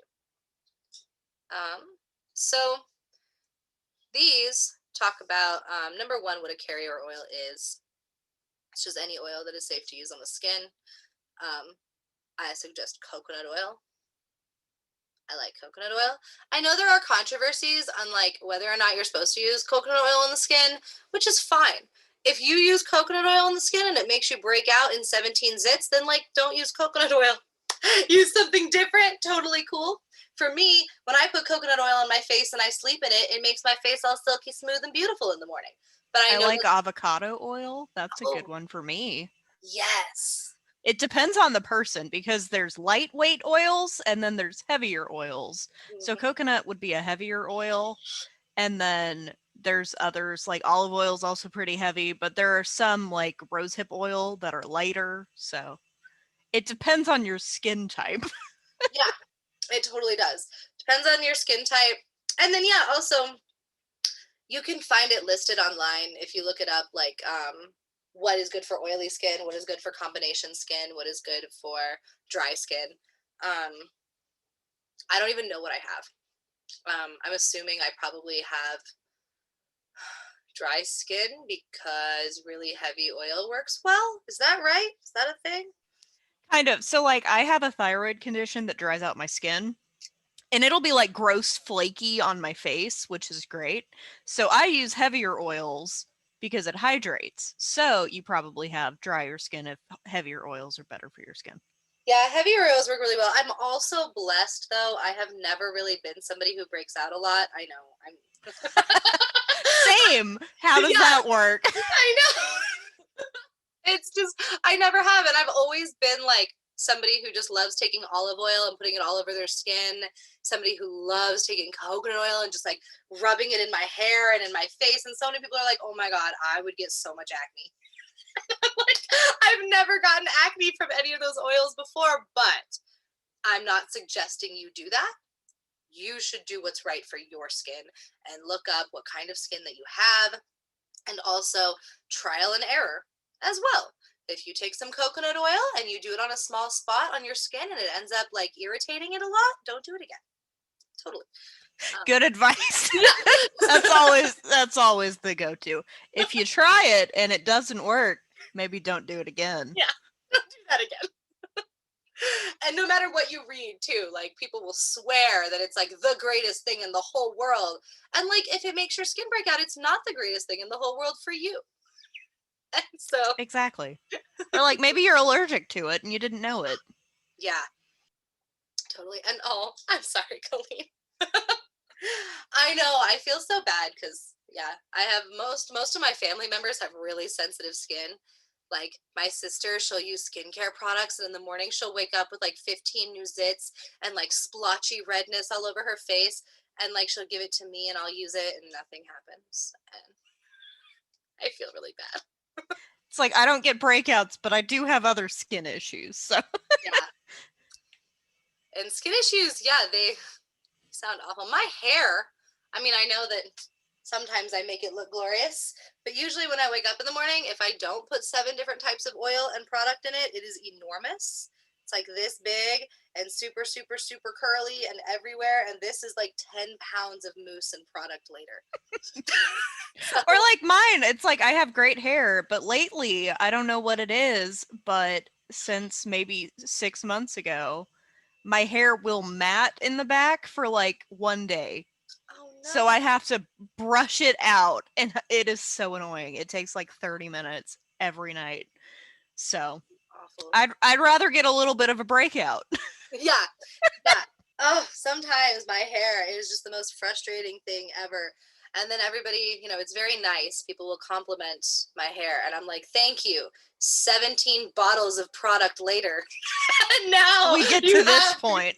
Yeah, exactly. It's like $300 worth of product. Freaking. So, yes. Creating skin cream. So there's lots of different ways to create skin cream. Yeah, my hair is intense. But now I'm going to tell you one of the easy ways, and then we'll go over. This is actually one of the easy ways. So this is one of the ways that I use, but it's not really making your own skin cream.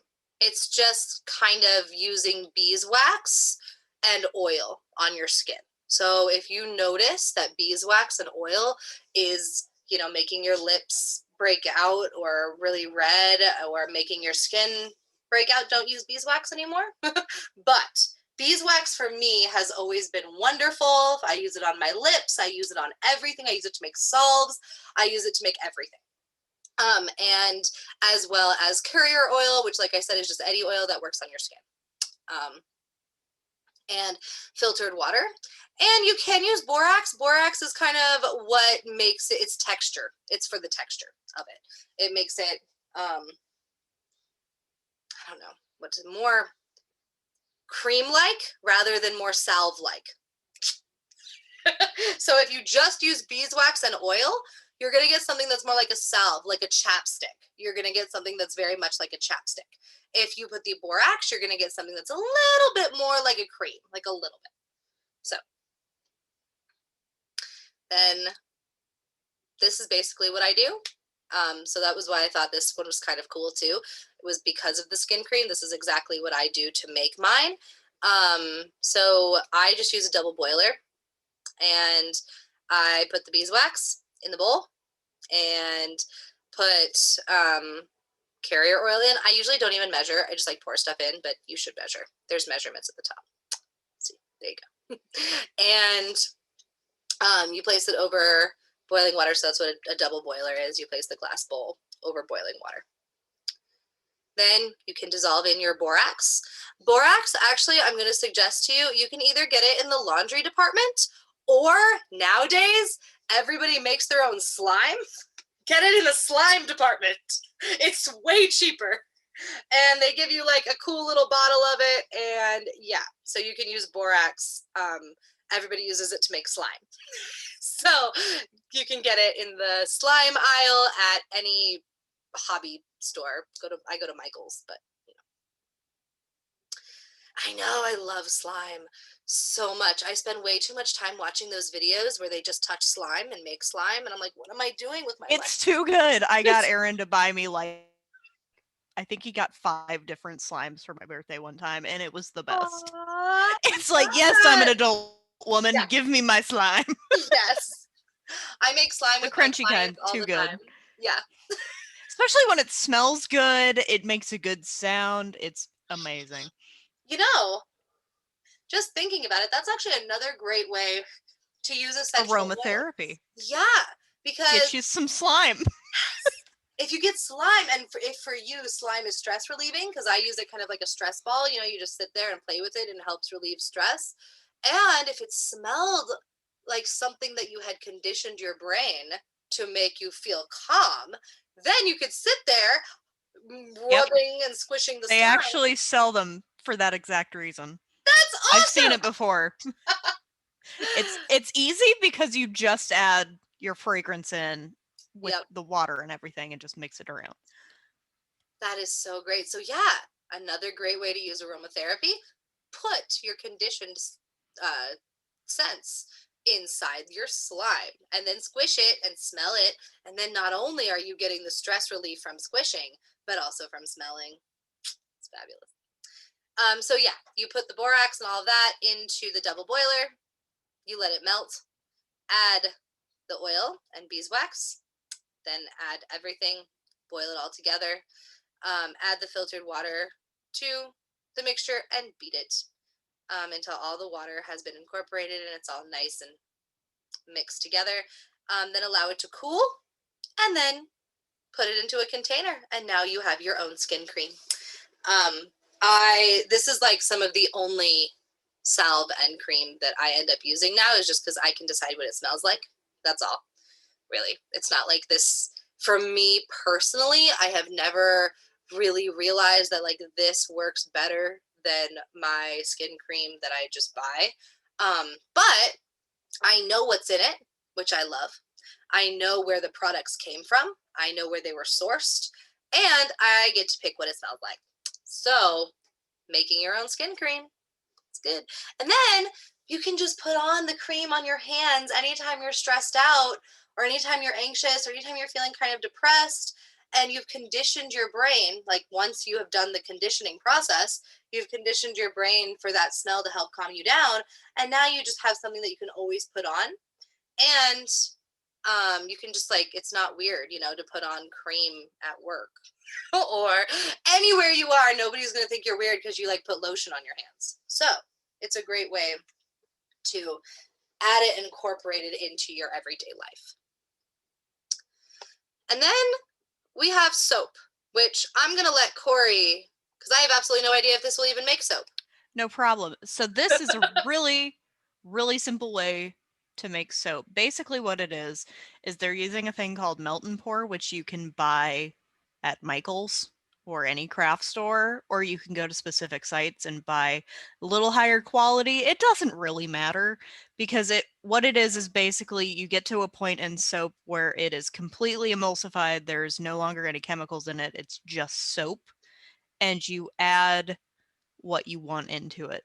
So with this one, not sure, because typically you don't add any additional water or oils, but might be their own thing.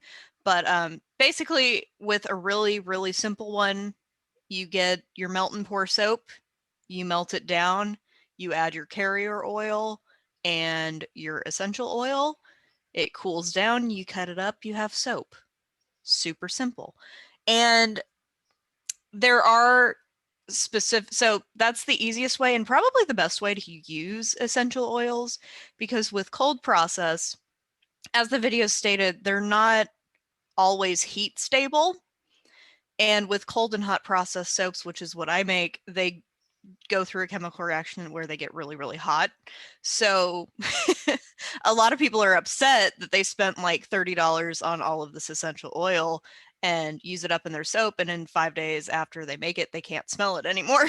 So careful where you go with that. But I will share a website that I use for where I learned how to make soap, where you learn how to make lotions, body butters, lotion bars, lip products, anything. So let me just share here. Yeah, And thank you. basically, super great. They usually have videos on YouTube too if you need step-by-step instructions. But like with this one, they have face masks, lotions, hair conditioner, and it just goes through all of the ingredients that they use, as well as the different information. Like a lot of them with lotions in particular, if you're trying to make a lotion, they have to be added like a stabilizer, because with additional water in your product, you get to the point where there's more concern of it getting mold and bacteria and that kind of thing. So usually I stick with lotion bars because that's just oils and beeswax and then your fragrance or whatever. So that's a good thing to use. Another caveat is when you're making soap or skin cream or lotion bars, be careful if you add like dried herbs, because sometimes those will get moldy. So just be careful. I didn't even Because think about that. I saw a woman on Facebook in my soap group. She made this beautiful lavender soap and just covered the top of it with lavender buds. And back 2 days later, she's like, "What is my soap?" Like, oh no, it's mold. Oh So no. keep that in mind. But if you want to make anything with body products, this is a great place to start. It has a lot of different, even home products and scrubs and things like that. And it gives a good explanation of why they're using certain ingredients to stabilize things, because I know people are like, well, I don't want any chemicals in my stuff. Well, if you look at it, a lot of them can be naturally derived, but some of them can't in an easy, cheap way. So when you use those things, it makes it sometimes better. Like, for example, I really like putting essential oils in my bathwater, but with certain essential oils, they are not really skin safe. Like orange oil can burn you. Lemon oil can burn you. So what you do is you can use a thing like polysorbate, which is an emulsifier, and mix it into a carrier oil, pour that in your bath, and it actually disperses into the water to a point where it's not harmful to your skin. So it goes through a lot of those things in this website. So if you're ever wondering about things like that, it's a good place to start. Thank you so much. No problem. If you wouldn't mind too, after this class or whenever you get a chance, posting that in the group too. I can do that right now. Thank you. Yay. So another one that I wanted to go over with you guys, and once again, these are my easy, super, super easy recipes. I am not that great at making stuff. So even for witchcraft, I have always just gone with the simplest method possible. So this is my essential oil spray, as I said before. So the essential oil spray, mix about 10 drops of essential oil with about 1.5 cups of moon water, sun water, or any other water.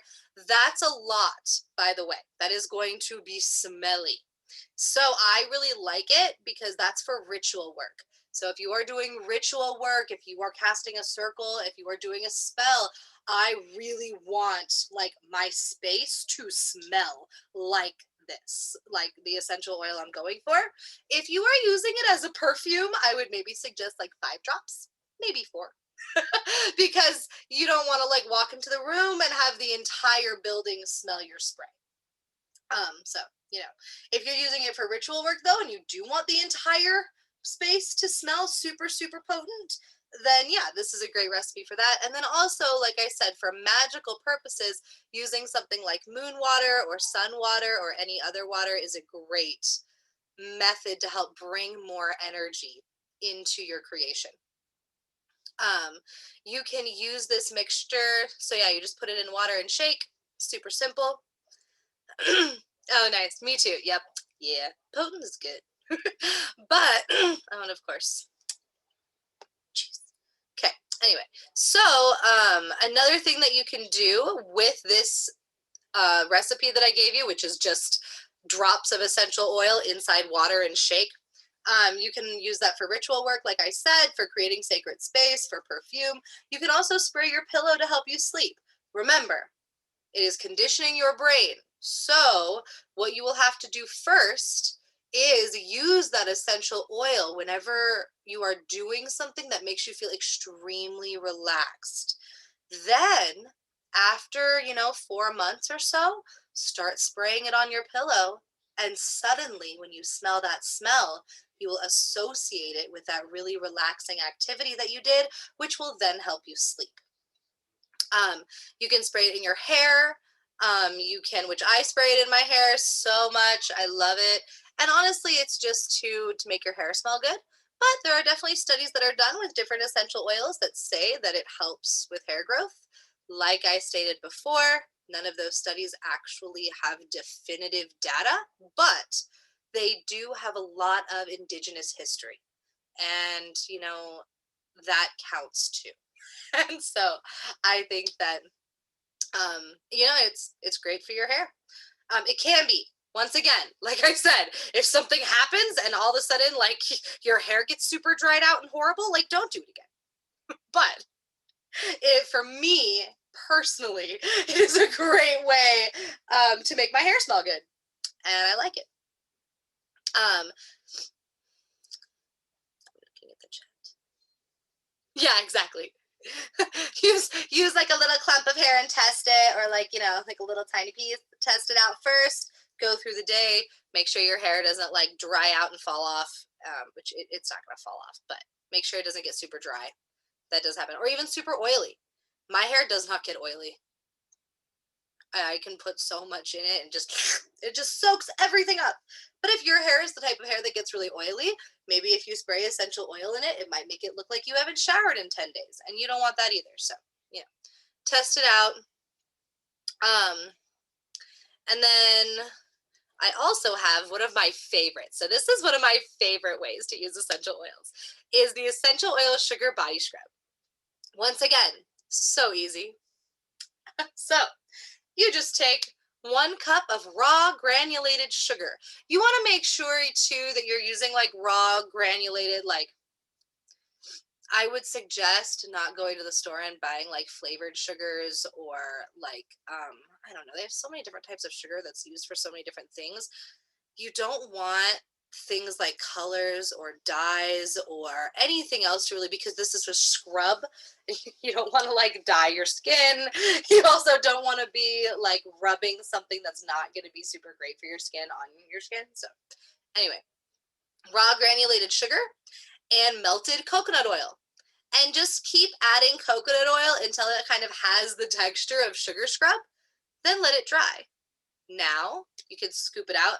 Now it goes in the shower. So the heat of the shower, once you turn the shower on, is going to kind of melt that coconut oil just enough for you to scoop it out and use it as exfoliator.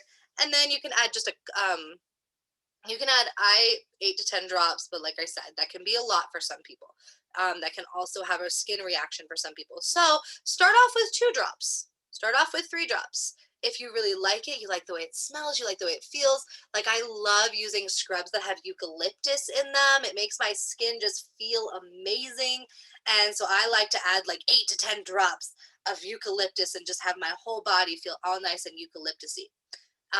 But really, start off with a couple, see how you feel, and use that to exfoliate your skin. Super simple, super easy. It's just sugar and coconut oil and essential oils, and that is it.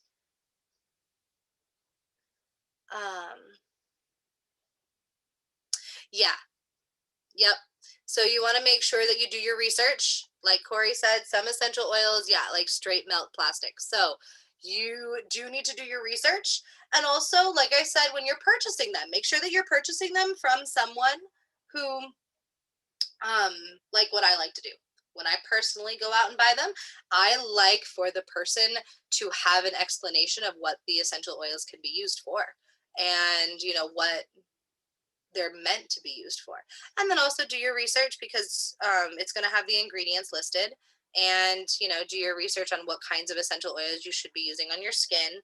And but you can also buy a lot of essential oils that are specifically from like skincare websites and places where it is meant specifically to help with skin irritation. And so those can be some of the better ones to get, but remember, ethical consumption, but still getting them from websites and from companies and from people who are specifically designing them for your skin can be a great way to start. And then the next recipe that I have that's super easy is basically very similar to the one that's already in this picture that's up here, but this is for a salve or a lip balm. And basically it just has no borax and no water is the only difference. Like I said, if you don't use borax, you don't use water, you're gonna get a chapstick, and that is what a salve is. So I use beeswax, and you can use, I put extra virgin coconut oil because for me personally, when I use it on my lips, I really like the feeling of like raw coconut oil and extra virgin coconut oil, but you can use any coconut oil. It's fine. It's not gonna like turn out any different. It's just me personally. I like the feeling on my lips. And then shea butter and essential oil. Melt it in a double boiler, melt it all up all nice, make sure it's all blendy, pour it into a container, you're done. Now you have forever chapstick, or also it helps on like really dry areas. Like I'll use it on my elbows so that they're not so dry, or my knuckles in the winter in Colorado because we have zero humidity here and it's crazy and everything cracks.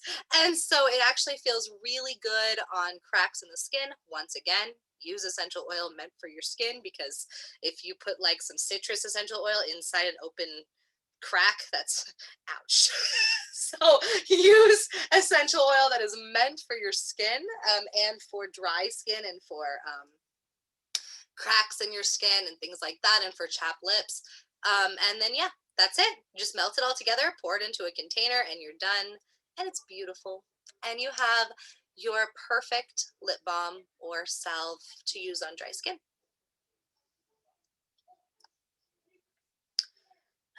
Yeah. Yep. It's Colorado is crazy. It is so dry here. And nobody really knows, if you're a Colorado native, nobody really knows that it's super dry until they go somewhere else. And all of a sudden they're like, ew, are you guys just wet all the time? And it's really funny to see native Colorado people who've never left the state go to other places. It was funny. So I moved away in 2013, and I went back maybe 2 years ago, and I was just like, has it always just been this shrubby? Like, I remember it being greener. Like, nope, that's what it looks like. Yep. Why is it so dry? It's just rocks. Yeah.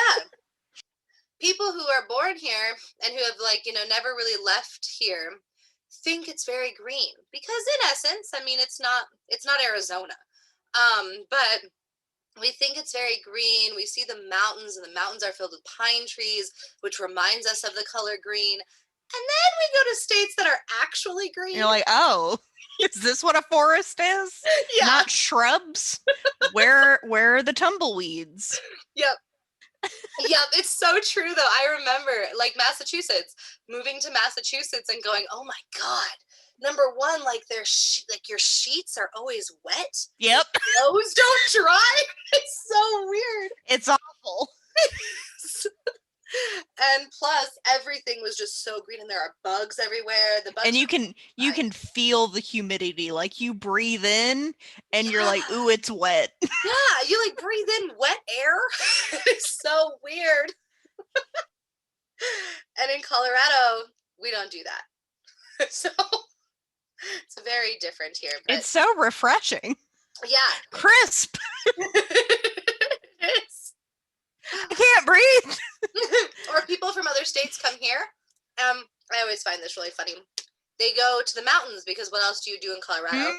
And then they pass out and get nosebleeds. And I'm like, altitude's a bitch. Yeah, it really is. Mm-hmm. But we grew up here, so we don't even notice.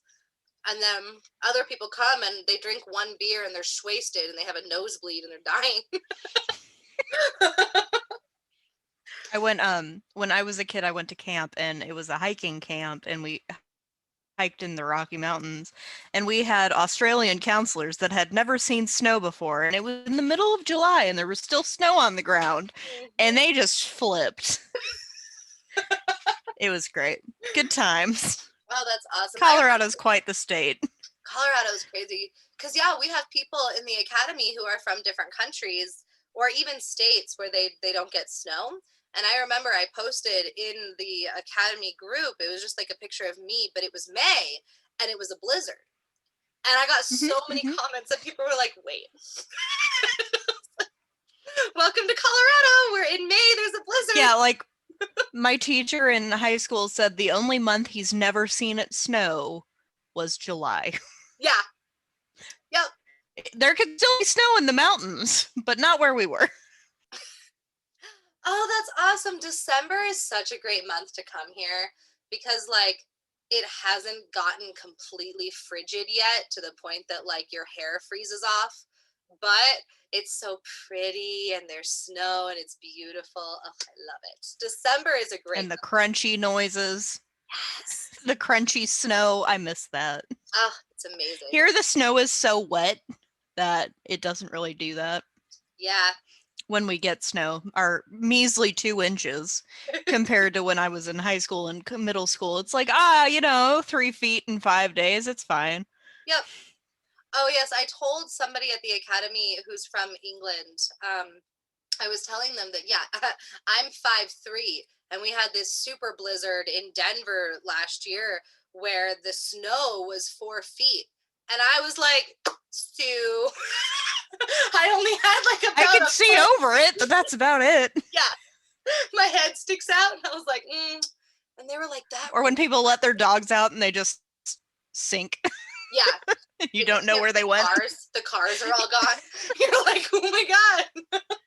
No, my favorite was when you'd have an ice storm and all of the branches would just get encased in ice. That's so pretty. Yes. It's beautiful. Colorado is gorgeous. It really But also there is no longer any like road signs. Like in a parking lot, everybody makes it up because you're not going to see any lines. Yeah.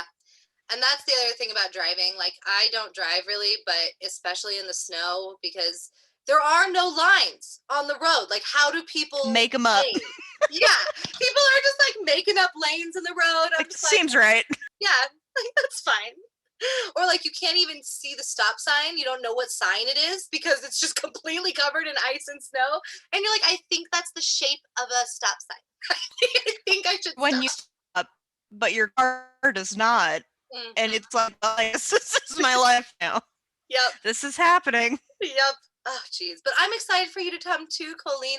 And maybe we can do some really cool, like, I don't know if you'll be available or able to, but we could do like a really cool ritual or something in December, like a winter solstice ritual. And maybe you could attend if you wanted to. I think that'd be fun. But I totally understand if, I know it's a family trip. So if you're not able to, but yeah, good. I think so too. So yes, that is the introduction class.